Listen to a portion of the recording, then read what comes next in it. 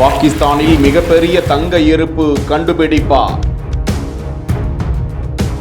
தங்கத்தை வாரி வழங்க இருக்கும் சிந்து நதி.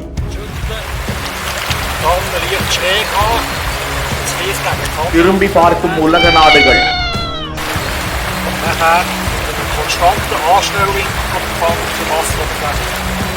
ஆய்வு உறுதி செய்யப்பட்டால் வளர்ச்சி மிகுந்த நாடுகளில் பாகிஸ்தானும் ஒன்றா?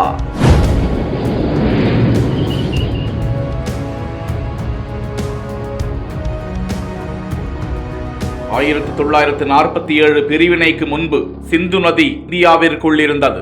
அது சிந்து சமவெளி நாகரிகத்தின் எழுச்சிக்கு மையமாகவும் இருந்தது.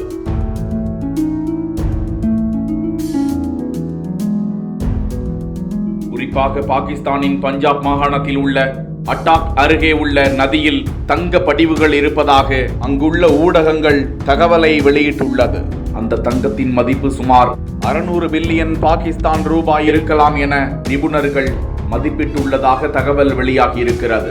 இந்த தகவல் உலக அரங்கில் பரவலான கவனத்தை ஈர்த்திருக்கிறது. அந்த ஆய்வு நிரூபிக்கப்பட்டால் பாகிஸ்தானிற்கு குறிப்பிடத்தக்க பொருளாதார நன்மைகளை அதிக அளவில் கொண்டு வரலாம் என உற்று நோக்கப்பட்டு வரும் நிலையில் சிந்து நதியில் இருப்பதாக சொல்லப்படும் இந்த தங்கம் பாகிஸ்தானின் வடக்கு மலைப்பகுதிகளில் இருந்து, குறிப்பாக இமாலய மலை தொடரில் இருந்து தோன்றியதாக நம்பப்படுகிறது. மில்லியன் கணக்கான ஆண்டுகளுக்கு முன்பு டெக்டோனிக் தகடுகளின் மோதல் சிந்து நதி ஆற்றில் தங்க துகள்களை வெளிப்படுத்தி இருக்கலாம் என அது குறித்த அறிவியல் தகவல்களும் வெளியிடப்பட்டு வரும் நிலையில் இன்னும் சிறிது காலத்தில் ஆய்வு முடிவுகளுக்கு பிறகு பாகிஸ்தானின் தங்கமான வளர்ச்சியை பார்க்கலாம் என நம்பப்படுகிறது.